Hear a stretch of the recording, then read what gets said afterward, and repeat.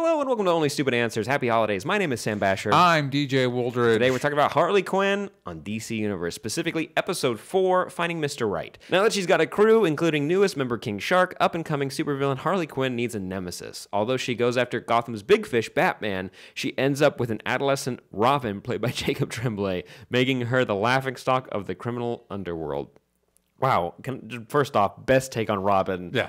Ever. 100%. You get older, like 24-year-old Robin in the 90s. You have dead Robin with Batman v Superman, and now you've got toddler. Yeah, you've got adolescent little kid Robin, which he is like that. Damien's supposed to be what 13, and now he's 13. But he was perpetually 12 for like 10 years. Yeah. And so it's that would be what he would be, a little kid. And now every time I'm going to read a comic with Damien, this is the voice a voice of young Jacob Tremblay is the voice I'm going to hear when I read Damien. Because he's capable, but he's also a child. Yeah. A toddler. I mean, I'm exaggerating. Adolescent. But also, even if a kid got muscular, you ever see those like weird muscular kids online that like do like one-handed push-ups? That's what I guess that's what Robin looks like. Have the like body mass. Yeah. So like if you're throwing a punch, you got to like throw your whole body into it. Anyways, I get why he gets picked up so easily by literally everybody. Also, best joke, flying in on a hoverboard that has the wheels on it still. So good. So good. Yeah, Robin doesn't make any sense. No. Well, we need her in the movie. Yeah, it's okay. Yeah. It makes sense if you indoctrinated a teenager into becoming a living weapon. But a child, it doesn't quite work out too well. He's a child soldier. Batman. Oh, Batman. They always die, don't they? Every single one of them dies. But they come back. It don't stick. Yeah, that's really convenient for Batman. His contest is spick and span. Nice and clean. So Harley, we start off, she gets another member to her crew, possibly my favorite member of the crew, which is King Shark. And I love that he's an IT guy, completely unrelated to any abilities he has or any of that stuff. I like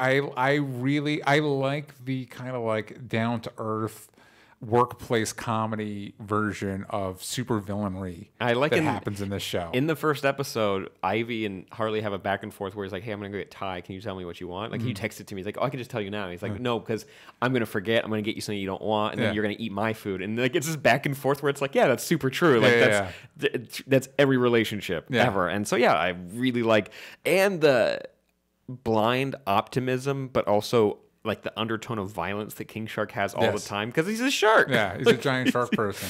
And he's got he's a normal shark. He's the normal size for a shark, but for a man, he's slightly big. Yeah. And they're going after a nemesis because after their first gig, they get overshadowed by the Joker doing literally the same thing. Oh wait, the joke is Joker robs a credit union, a poor person's bank, and they rob a rich person's preying on poor people bank, and they get totally overshadowed. Yep. So funny. So they got to go find. They're trying to get Batman. They get Robin. Robin kind of gets his ass kicked by Harley. So does Harley, to be fair. And then Robin's able to go on a talk show and spin it. Yeah. That crafty little kid. That crafty little bit. But she tries to get Superman. Yes. Yeah, so she kidnaps Lois Lane and Superman shows up. And again, I like that the show's willing to expand past I think that's something I've actually really enjoyed about the DC Universe app overall, because prior to this, when it came to like more mature streaming superhero stuff, was the Netflix shows, and they were always incredibly gun shy about including anybody. Yeah, you didn't even get like main villains for people until like second season. Yeah, and characters like Bullseye, you don't really get until like the last scene of the last episode of the third season, where it's like maybe, you know what I mean? Like, and so so I like all these DC Universe shows almost brazen use of, especially like Young Justice and Titans. It's like everybody's on the table. Just plow through all of it. Yeah. Why not? And so I like that's like we're getting Superman. We get a cameo of Aquaman in this episode. Wonder Woman played a part in the last episode and has a cameo in this episode. King Shark's a part of it. Dr. Psycho. I like all that, and especially like if you're gonna play up how weird this universe is, it's best to have all the toys. And I do like that they lean into like, he is part shark. When he gets like a hint of blood, like he loses his mind. And just like playing with the big like sandbox. Batman uses shark repellent. Yeah, from classic throwback to the Batman '66 movie, which is a great joke, the bat shark repellent. And so I'm glad. Again, it just I think you pointed this out, maybe our first review, where it's like it's not that these people are just like looking at a Wikipedia entry of these characters. There's a love and an attention to detail that I think makes the jokes work better. And for me, I did not read the Harley Quinn run that made her extremely popular. I did not read that. No. So I don't know if the character of the landlord exists, but I'm a big fan of his whole shtick where he's like just an aging cyborg. Yeah.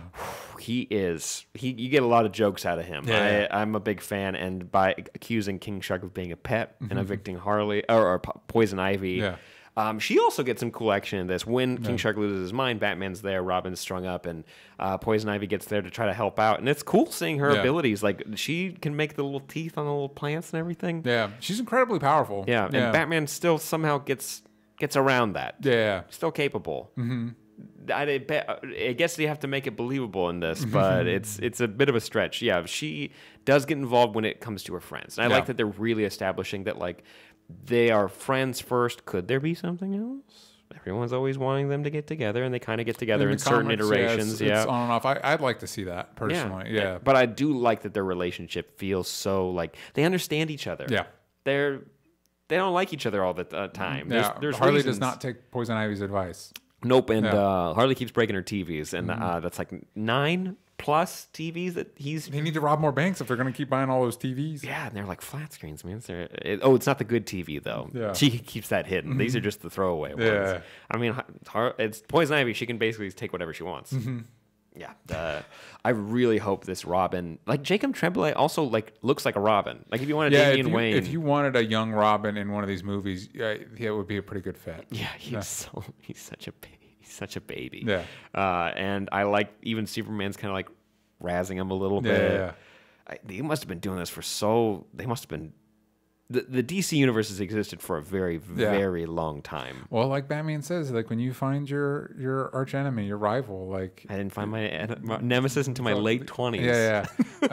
You want it to be somebody that can be there forever. I guess the only criticism I have is that sex joke. I was like, it kind of like hammered home what the punchline was. Yeah. Like, we got what the joke was. I did like immediately after that. I think I hear the bat signal. That was good. That was a good. Oh, also the lead up to that, like I made your favorite. You didn't make that out for me. I made him make it. Diedrich Bader. Yeah, I haven't heard from him in a minute, but he's a solid Batman. Yep. Is it pretty good? And again, he played Batman in Batman Brave and the Bold, which was a more lighthearted take on the character. So this is a good use of his. I made him make it.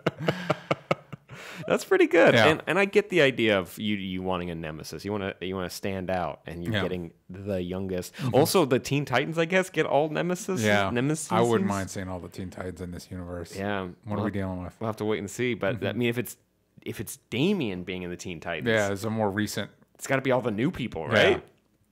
Like who? I don't know. We do get like hints and stuff of the Justice League. Like in the last episode, you see them like violently killing the fairy tale creatures. It's like that wasn't what they did. Yeah. But you get to see some of the characters, which is cool.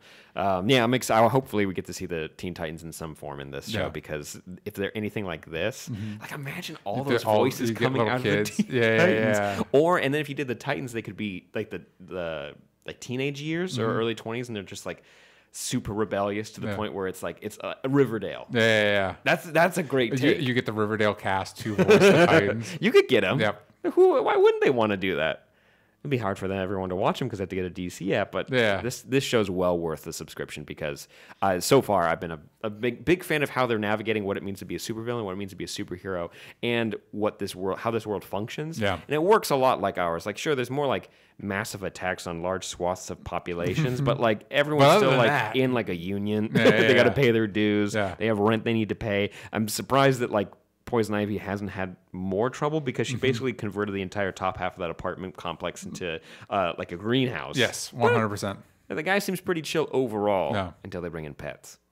Then they're not. Not a big fan of pets. I'm glad King Shark's a part of the team. He's had a comeback recently. Yeah, I can't believe he wasn't in the first Suicide Squad. I get why they put Killer Shark in or Killer Croc. There you go. Yeah. I'll be interested. I wonder if King Shark's going to serve more of that function in the Suicide Squad, or be more like he's probably not going to be more like this, but I wouldn't hate it. I like that he has a Costco membership. That's what I imagine. Like he likes to go to the farmers market. Like maybe he goes to Comic-Con. Yeah, he'd do great at Comic-Con. He would do amazing at Comic-Con. He'd clean up.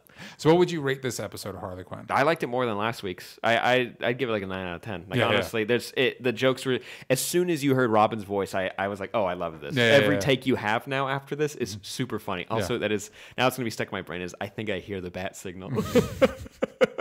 I would give it. I really liked it as well. I would give it an 8.5. I think this was really solid. Man, this show is well worth DC Universe. Just check it out. Maybe binge it at the end if you want to, but I highly recommend watching week to week because it is.